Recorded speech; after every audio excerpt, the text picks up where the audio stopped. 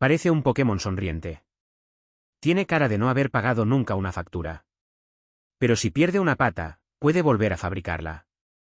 Hueso, músculo, nervios, piel. Todo otra vez. Y lo más raro no es eso. Lo más raro es que este animal se quedó a medio camino entre cría y adulto, y decidió que así ya estaba perfecto. Se llama ajolote. Vive, casi como un fantasma, en los canales de Xochimilco.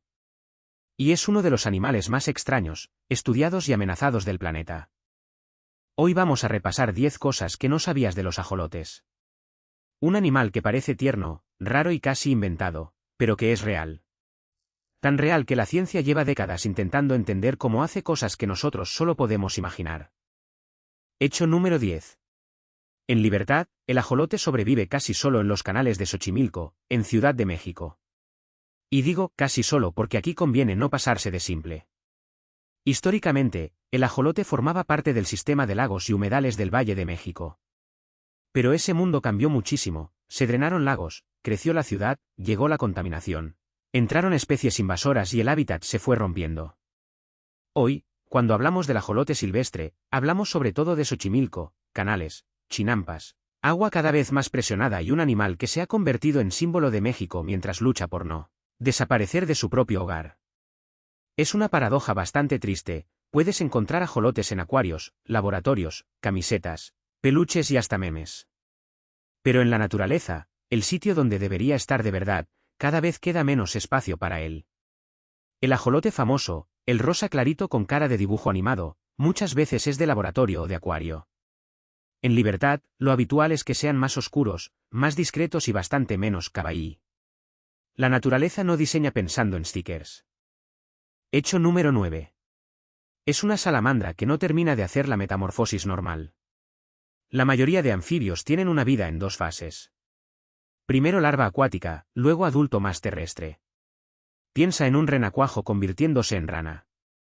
Pues el ajolote básicamente dijo, no hace falta. Conserva rasgos juveniles durante toda su vida, branquias externas, cuerpo acuático, aspecto de cría permanente. Pero aún así madura sexualmente y puede reproducirse. Esto se llama neotenia.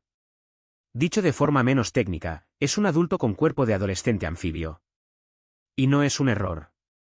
Es una estrategia evolutiva que le funcionó durante muchísimo tiempo en su ambiente original. Mientras el agua era estable y el ecosistema le daba lo que necesitaba, no tenía demasiada prisa por salir a tierra. ¿Para qué cambiar de forma si tu versión rara funciona? Hay algo muy curioso ahí, a veces la evolución no premia al que se transforma más, sino al que encuentra una forma extraña de quedarse como está. Hecho número 8. Puede regenerar extremidades completas. Esto es lo que lo hizo famoso en la ciencia. Si un ajolote pierde una pata, no cicatriza simplemente como nosotros. Forma una estructura de regeneración y empieza a reconstruir lo perdido.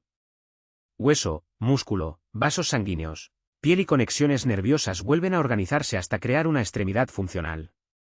Y no estamos hablando de le sale un muñón útil. No. Le puede volver a salir una pata bastante completa. La parte más importante es que lo hace con muy poca cicatriz visible. En humanos, cuando una herida importante cierra, el cuerpo prioriza sobrevivir rápido, tapa, cicatriza y ya está. El ajolote parece seguir otro manual, en vez de cerrar la obra deprisa, reconstruye. Por eso interesa tanto a la medicina regenerativa. No porque mañana nos vaya a crecer un brazo nuevo viendo un tutorial, sino porque entender sus mecanismos puede ayudarnos a aprender cómo se reparan tejidos, cómo se activan células y por qué en unos animales la regeneración es espectacular y en otros, como nosotros, es muy limitada. El ajolote no es magia. Es biología. Pero desde fuera, se entiende que parezca magia. Hecho número 7. También regenera tejidos del sistema nervioso. Aquí el asunto se pone aún más serio. Regenerar una pata ya es impresionante.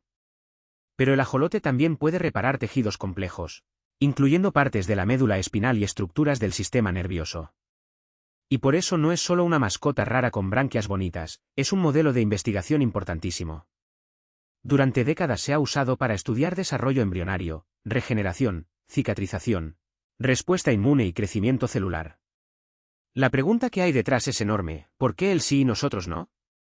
Porque todos los animales tenemos instrucciones biológicas para construir nuestro cuerpo. El problema es que, en la mayoría de mamíferos, esas instrucciones no se activan igual después de una lesión grave. En el ajolote, en cambio, parece que el cuerpo conserva una capacidad mucho más flexible para reconstruirse. Eso no significa que vayamos a convertir hospitales en fábricas de extremidades nuevas. Pero sí significa que el ajolote puede dar pistas reales sobre cómo mejorar la reparación de tejidos. Es pequeño, sonriente y parece inofensivo. Pero en el laboratorio es una de las criaturas más interesantes del planeta. Hecho número 6. Tiene un genoma gigantesco. El genoma humano tiene unos 3.200 millones de pares de bases. El del ajolote ronda los 32.000 millones. Aproximadamente 10 veces más. Y esto es muy gracioso, porque tendemos a pensar que más ADN significa el animal más complejo. Pero no funciona así. Si fuera por tamaño de genoma, el ajolote nos miraría desde arriba con sus branquias de emperador genético. La realidad es más rara. Su genoma es enorme, con muchísimas secuencias repetidas, y durante mucho tiempo fue un dolor de cabeza para los científicos. Secuenciarlo fue un reto técnico precisamente por su tamaño. Lo interesante es que ese genoma gigante contiene claves sobre desarrollo y regeneración. Es como intentar leer una biblioteca inmensa donde algunas estanterías se repiten, otras parecen desordenadas y en algún sitio están las instrucciones de una habilidad que a nosotros nos encantaría tener. El ajolote no solo regenera. También obliga a la ciencia a trabajar más de la cuenta para entenderlo. Muy de ajolote, la verdad. Hecho número 5. Hay muchísimos en cautividad, pero en la naturaleza está en peligro crítico. Este es uno de los puntos más extraños de su historia. En laboratorios y acuarios, el ajolote se reproduce relativamente bien. Es conocido, querido, fácil de reconocer y está por todas partes en Internet. Pero el ajolote silvestre, el de Xochimilco, está en una situación muy delicada.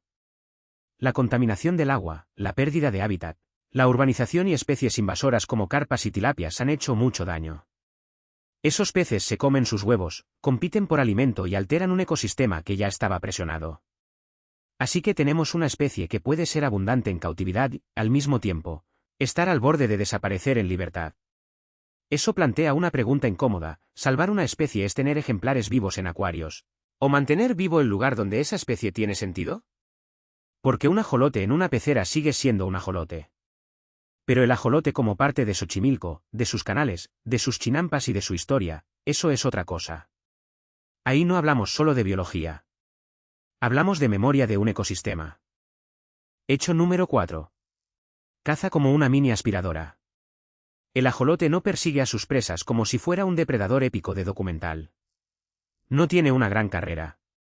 No salta con dramatismo. No hace música de tensión. Simplemente espera. Y cuando un gusano, un insecto acuático, un crustáceo pequeño o un pez diminuto pasa demasiado cerca, abre la boca de golpe y genera una succión. La presa desaparece. Es una técnica muy de yo no corro, que venga la comida. Tiene sentido para un animal acuático que vive en zonas con vegetación y fondos blandos. Gastar poca energía, moverse lo justo y atacar rápido cuando toca. No parece gran cosa hasta que lo ves en cámara lenta, la boca se abre, el agua entra. La presa va detrás y fin del asunto. Es como si alguien hubiera diseñado un dragón acuático en versión humilde, con branquias de adorno y cara de no haber roto un plato. Hecho número 3. Respira de varias maneras. El ajolote tiene branquias externas, esas estructuras como plumas que salen a los lados de la cabeza y que le dan ese aspecto tan reconocible. Con ellas extrae oxígeno del agua. Pero no se queda ahí. También puede intercambiar gases a través de la piel, como otros anfibios. Y además tiene pulmones sencillos, que le permiten tomar aire de la superficie si lo necesita. Branquias, piel y pulmones. Plan A, plan B y plan C. Esto no significa que pueda vivir tranquilamente fuera del agua como si nada. Sigue siendo un animal acuático. Pero esa combinación explica parte de su flexibilidad biológica. Hay algo casi cómico en esto: mientras nosotros nos ahogamos si falla un sistema, el ajolote parece llevar redundancia de servidor. Por si acaso. Y aún así, toda esa capacidad no lo protege del problema más básico: si el agua donde vive se degrada, no hay superpoder que lo salve. Hecho número 2. Su nombre viene de una historia bastante oscura. Axolotl viene del náhuatl, y suele traducirse como monstruo de agua o perro de agua. Pero la parte más interesante está en la mitología mexica.